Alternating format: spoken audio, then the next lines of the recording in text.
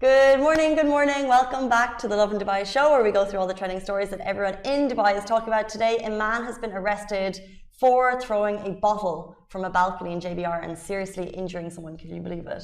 And UAE residents are being advised to get the COVID-19 booster shot. A Dubai dog shelter is closing its doors because they do not have the funds to continue. And Emirates will now operate daily flights into Johannesburg. But first of all, before we get into it all, look who we have in the studio today. Shahir, thank you so much for joining us. It's Friday. Woo! What a great way to start your weekend by joining the show. Last minute, just the way I like it. You know me, doing well under pressure. Can you hear the shade? Working on a Friday, how does it feel? Honestly, I'm trying to readjust because I only just got adjusted to having the Thursdays be the last day. But I don't know, I felt like back in England, it always felt like the week went by faster. I don't know if this is because this is the first week back, that it feels a bit longer. It is the first week of January. It's weird. It's really weird. How do you feel? I'm really struggling to adjust. Same. I booked events for Friday night thinking it was Thursday. I'm putting things in calendars for Sunday, and people are like, "We're not working Sunday." I'm like, "I know you don't work Sunday, but it's hard." I've been here 8 years, and I'd fully adjusted. I also felt like we had a shorter week because I started my week on Sunday.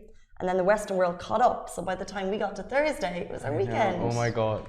That's good for me because I can video call all my friends now at the same time. You know, people won't be at work. That's true. The bigger picture is weekend-wise, it works better. 100%. And like traveling places and being able to coordinate stuff with people around the world, it just works out better in that sense. True. But I still don't know what day it is for the most part. Yeah, exactly. It's like Tuesday, it could be Wednesday. I don't even know. I wonder how long it's going to take to adjust to that. I don't think it will take long. I think it's just like we need a few weeks and then we're good to go. A few weeks. I'm just not great with dates. I'm just not great with time management in general. And knowing I don't want to say. Wow. On that note, let's jump into our top story. We're talking, of course, as usual, all the trending stories in the UAE. And later in the show, we have a great interview with Nikita, who's talking about her very inspirational weight loss journey. So stay tuned for that. But first, a man has been arrested for throwing a bottle from a balcony and seriously injuring someone. This happened in JBR, and we're shook by the stupidity. A man who threw a bottle from a balcony and in the process managed to seriously injure someone has been arrested. The Director of Criminal Investigation Department, that's the CID, said the Dubai Police Command and Control Centres, they had received an emergency call from a GCC national who suffered serious injuries on his head after he was hit by an empty bottle that was thrown from a building in the JBR area. He explained that investigators were able to identify the offender despite the lack of evidence by utilizing the latest artificial intelligence technology available at the Dubai Police Criminal Data Analysis Center. Police remind members of the public to report negative phenomena, violators, and suspicious activities via Police Eye Service, which is available on Dubai Police official website. That's www.dubaipolice.gov.ae, and the Dubai Police Smart app.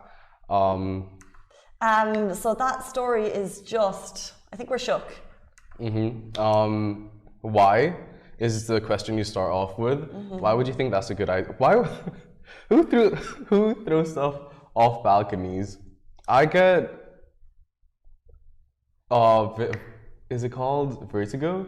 Yeah. Just looking down, I can't look outside my balcony for the most part.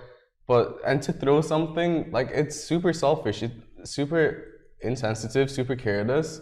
You never know who's down there. You could kill someone. You could hurt someone, and due to gravity and the velocity. You could kill someone. Isn't it like from a certain height? Yeah. We've always been told, like, whenever you get to like the top of, you know, when I was younger, you know, if you're going to the Eiffel Tower, like, don't go up with a penny and throw it off, because for some reason we were always told that because that penny, but because of the force of something, velocity. It's the velocity and gravity. I don't know.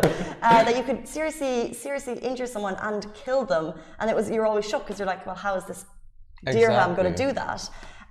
So you could kill someone. But what I was really interested in this story is that the CID were able to identify the person using their technologies. AI. So the fingerprint was on the bottle, went down to the ground. They were able to, I guess, gather the pieces and find the person, which is just mind-blowing. So Dubai. So Dubai. Like, always at the top of the game. Like, they'll get you. Well, They exactly, will they'll get you. Do not like the seriousness of this story is like the fact that someone suffered serious injuries. So our thoughts and prayers are with them. But someone could be killed. 100%. So it's just a reminder. It happened in JBR. Not a smart thing. Moving on. So we're going to jump into our next story. We're talking all things booster shots and the fact that we definitely need them. Yes, so basically the public is urged to get the booster shot jab 6 months after their second dose if they're eligible to do so. For those above the age of 50 and people with chronic diseases, they've been advised to take the booster shot 3 months after their second dose. Individuals aged 18 and above will be eligible to receive the Pfizer-BioNTech vaccine 6 months after taking the second dose.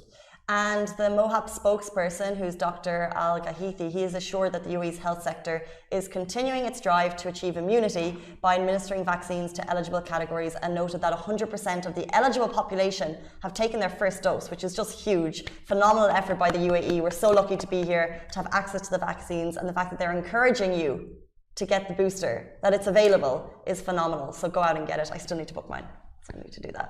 Same. Booking that today, actually. Good. Well, actually, I have been on the Al Husn app, and when I tried I didn't look too extensively, but the places near me were full. So I was like, I'll come back. But I do know that when that happens, because that happened the first time I got my vaccine, that it doesn't necessarily mean, because you can see all the times and dates. So then you fast forward a month and you still can't find a slot. But actually what happens is every now and then they just release a whole new, it's like a new batch arrives. Yeah. So you keep on checking and then you'll get your vaccine. And as we know, cases are rising around the world. It's a smart thing to do. It is, because you get the first 2 doses and they are effective against the virus, but after a while the strength of it does decrease, so that's why the booster shot's necessary, just to keep you and the people around you safe. 100%. But just be aware of how often you need to do it from the time you get your second vaccine, and different shots have different time spans of their effectivity, so just be aware of that. 100%. Before we move on to our story, I just want to jump into a comment which I'm not going to read out because it's hearsay and we don't have proof, but someone is talking about the why the bottle was thrown from the balcony. We do not have the proof, it's in the comments. I'm just going to say we're going to move on. This is a story that I think has kind of broken hearts. We saw it shared across Instagram. We shared it ourselves yesterday. A Dubai dog shelter is closing its doors because they don't have the funds to continue. It's really, really heartbreaking. So in an Instagram post, Furball's Dogs announced the sad closure. They shared that the last 2 years have been a challenge due to financial reasons. They lost their vet rates, or their rescue rates at the vet, so the costs rose. They lost their credit opportunities, so they needed to pay for everything on the spot, which if you know anything to do with animals, bills are very, very pricey. So that was obviously not ideal, and they also lost a main member of their team. So due to all these reasons, they've had to shut down. They also said they only have one person taking care of 18 animals, and they said it's simply not enough. They said we have around 18 dogs at the shelter and one handler who isn't doing such a good job, and we cannot afford another. Having one person do everything isn't doable at all. Animals are falling sick and some are being neglected, not intentionally, but it's just all too much for one person to manage. The post continues to say that it's unfair for the standards to fall, unfair to let the animals suffer, but their ultimate goal is to let all of the dogs at the shelter go into long-term foster home, and they're working hard to find them homes. And how can we help, Casey? Can you help? First of all, the response on this story was phenomenal. We shared it on Facebook, Twitter, and so many of you were like, how can we help? Some of the amazing comments were saying, can we start a fundraiser? But I think the main thing that you can do is they need to find forever homes. Their main goal is to find shorter long-term stays for these doggos. They share the photos of the doggos. I know. Oh. So cute. I was sitting on the couch yesterday, when you're tired. And you're scrolling through Instagram, looking at everything that comes across your way? No, I was just reading the story, and then I went through so basically they shared all the stats of each dog. Yeah. And it's basically just that they're all amazing. But the most important thing is if you can provide a long-term home. and make sure that, you know, I've seen so many great people suggest we can give homes, but make sure that you actually can give homes, because these dogs have already been through enough. They don't need more temporary solutions, they need permanent solutions. So the outpouring of help is incredible. But let's find these dogs forever homes. Oh, and make sure I don't know if we spoke about this, but a third of people that get a pet as a Christmas gift. Did we speak about this? I've heard some, I don't know the exact stats, but don't say a third. That's horrific. I know, it's heartbreaking. They get gifted pets and they can't afford to keep these pets at home, whether it's due to timing or financial reasons. So just be aware that if you do want to help and you do want to adopt a dog, that you're fully capable. If it's you and living with someone else, you can literally split the time. There's many ways to work around it and make it feasible for you, your partner, your family members to have a pet at home. I have a rescue. Good old Goosey. Goosey, are you watching? We miss you, Goose. Mommy misses you. I've never met Goose. You've never met Goose? But in the new office next week, can Goose come? I've asked if our new office, well, I said two things. I was like, is there going to be a doggy daycare and a creche? And I was like, well, which would be easier? How about both? Let's go. Both. I'd love Goose to come and tour the new office, because, you know, she has a sniffer's nose, so she'll make sure that everything's in order. She's an anxious little doggo because of her past, but she does her best. She's adorable. Goosies. Moving on to our last story, Emirates will now operate its daily passenger flights into Johannesburg, although due to current travel restrictions, they will not be carrying outbound passengers from Johannesburg. Moreover, until further notice, Emirates passengers' operations to and from Durban and Cape Town remain suspended. Customers affected by the flight cancellation can simply hold on to the Emirates tickets, and when flights resume, get in touch with a travel agent or the booking office to make new travel plans. And the airline did issue an apology statement for any inconveniences that have been caused. It's just tricky. I mean, it's great that you're able to get there. So if you have family there and there's emergency reasons, still tricky to get back. And as we know that there's Emirates have banned flights for a short period from 13 African nations. That was the information that we shared yesterday. So a tricky travel time. I think right now, in the last couple of weeks, because of so much confusion, if possible, I would suggest stay put. Agreed. It's all just a matter of time before things do go back to normal. It's about being, again, safe and being aware of what needs to be done in order for things to go back to normal and just for us to readjust into what once was. Things are cyclical at this point, so it's always going to be up and down. And exactly. It's just a matter of time, guys. So literally, do stay put, stay safe, and be sure you're doing everything you can to make things easier for yourself and the people around you. And sooner rather than later, what can we do? We can travel anywhere again. Literally, all shall be well. Do you promise? Yep, that's a pinky promise. Okay. I thought you were gonna.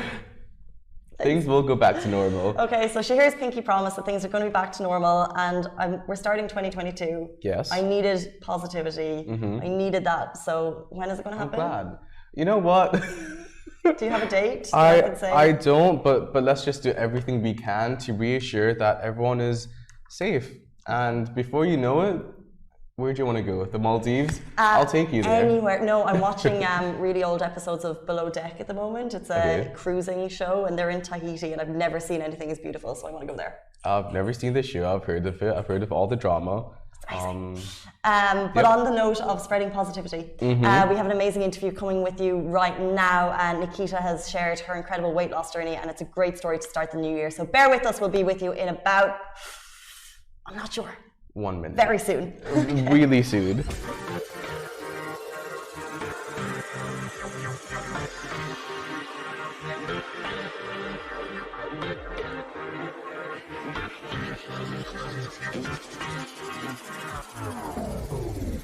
And welcome back to the Love in Dubai show. Creating and setting goals can be an intimate and personal thing, but our guest today has been on a fitness journey like no other. A brilliant inspirational story to start the new year. Welcome to the show, Nikita Palwani. Thank you. Thank you so much for having me here and that amazing intro. Not at all, not at all. But your day has not just started. You just informed me that you've been up since 5:30 gymming it. Yes. I usually train, like I said, at 5:30 a.m. on Yeah, for 4 days out of the week. What makes that happen? What can I take to get me out of bed? Because if you're training at 5:30, that means you need to be up at 4:30.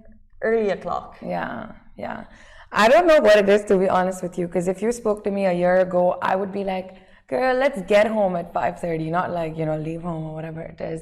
But I don't know, I just think, there's been a huge shift in, how I live my life and what I think about it. But I think I want to get to the gym at 5:30 a.m. because I want the rest of the day to myself. And I don't think there is a better feeling than starting a day with a kick-ass workout and Amazing. Yeah, so...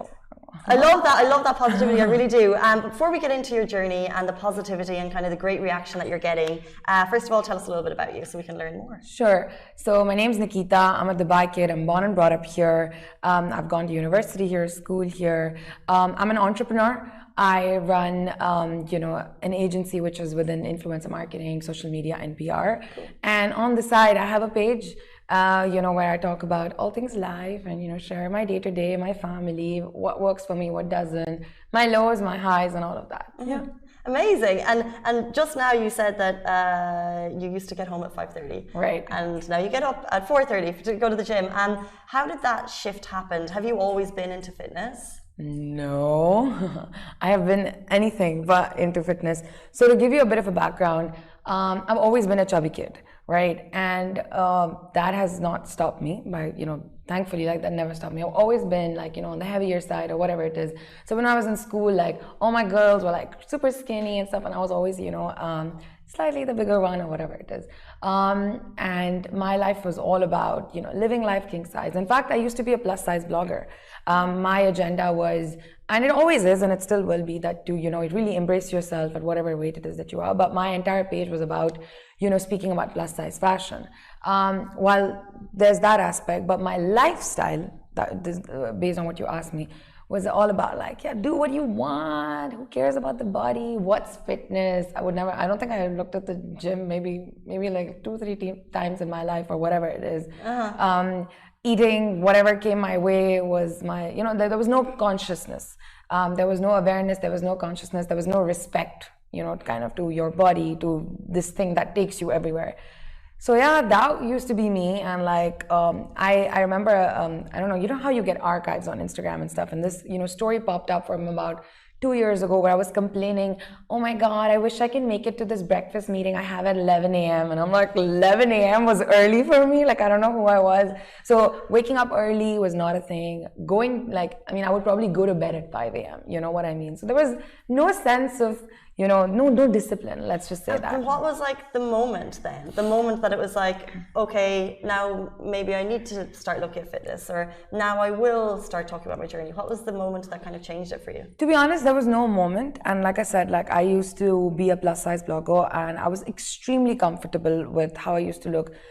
To the extent that, I was a size 18, and then I went to a size 20, and then a size 22, and my mom's like any other mom, she's like, babe, what's going on? I'm like, Mom, you don't understand. I'm a plus size blogger. Okay, this is my thing. So my point is I got really, really comfortable. Mm-hmm. But while there's weight gain, there's also obviously the health that gets affected. Yeah. And I think it was through lockdown. Again, through lockdown, I was living my life. It was like a everyday ritual to, have maybe McDonald's for breakfast or for lunch. And then 5:30 p.m. I'd get this acai bowl. But I was like, oh my God, I'm having an acai bowl. But I would have Nutella and peanut butter.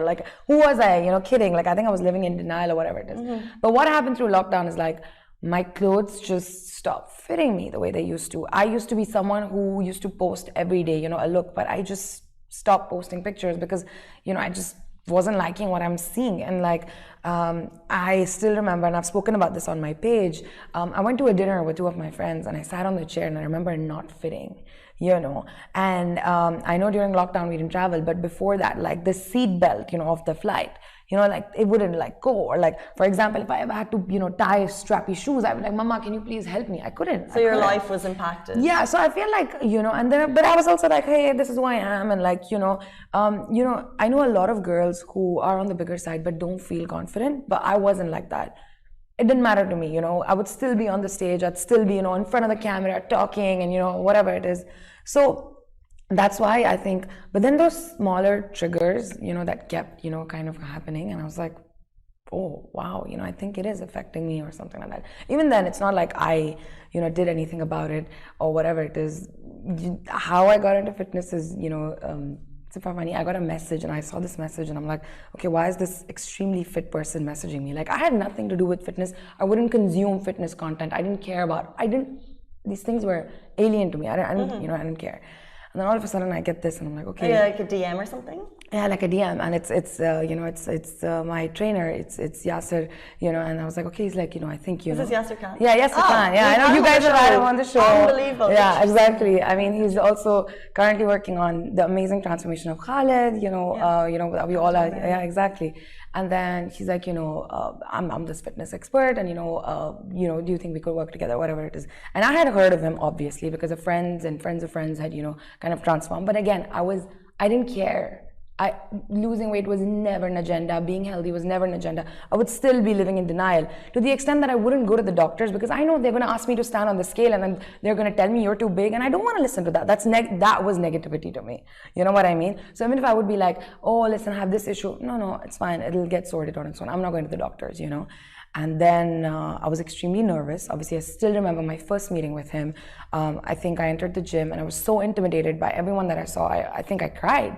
But I don't know what it is that I know. What it is that he does. It was that day and it's today. I think I'm on my 300th session. Amazing. You know what I mean? Yeah. And obviously the discipline, waking up at 5:30 did not come on day one. No way at all. I refuted this process. I think I've made him a more patient person because I literally argued with him about everything. Like, you don't know what you're doing.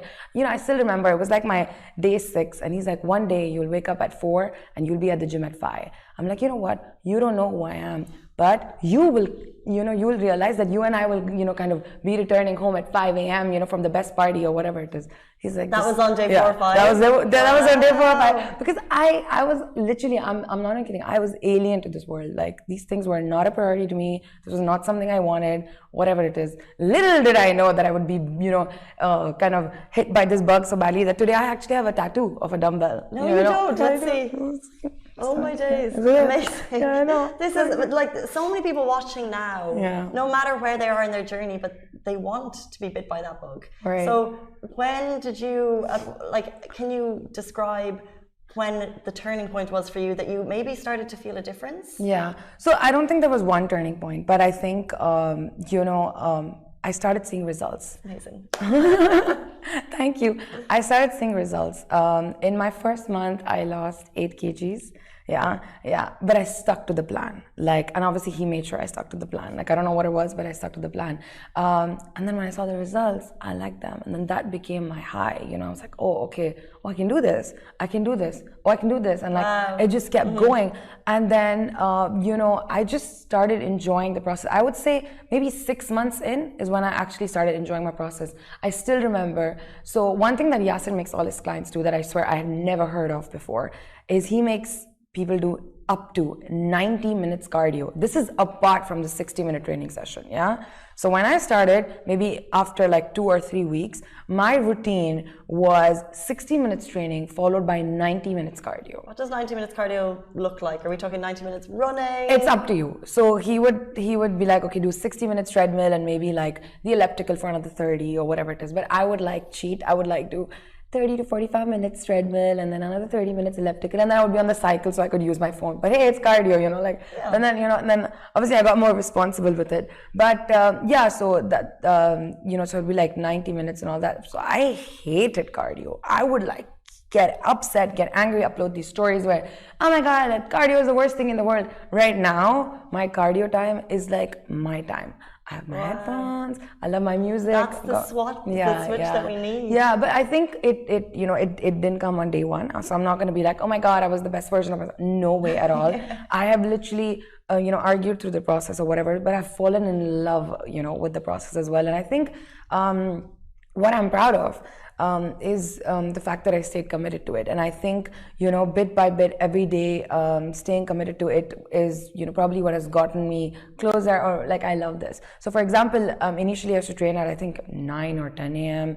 and then it went to 8 a.m. and then I was like, I can't do this. I was late to every session. And then for the longest time, I was the biggest advocate of training in the evening. And then I'm like, no, this is not working out. And now, last week, I had to train in the evening. And I was just so out of body, because in the morning I had a commitment or whatever it is. I was like, I'm never doing this again. I'm only going to train in the morning. Morning training is not the best. So like for me also to see this huge shift is sometimes shocking. But I think it's, kind of that consistently kind of going at it and, seeing the results helped. And then I just started, I think respecting my body a lot more, So I think all of that has helped. I think it was very helpful to hear that it wasn't just like you switched and you became. No way.